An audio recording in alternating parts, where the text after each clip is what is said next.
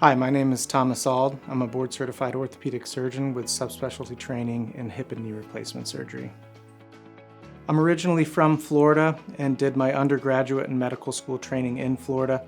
I subsequently went on to complete a residency in orthopedic surgery at Rutgers in New Jersey and a fellowship in hip and knee replacement surgery at Johns Hopkins.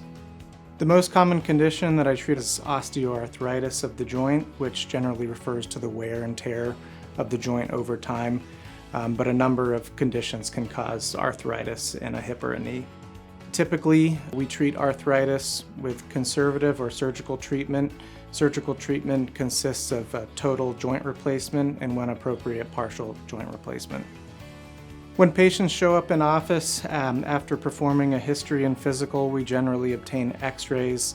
Based on the x-rays, we can determine the severity of their arthritis, and based on that, come up with a treatment plan for them.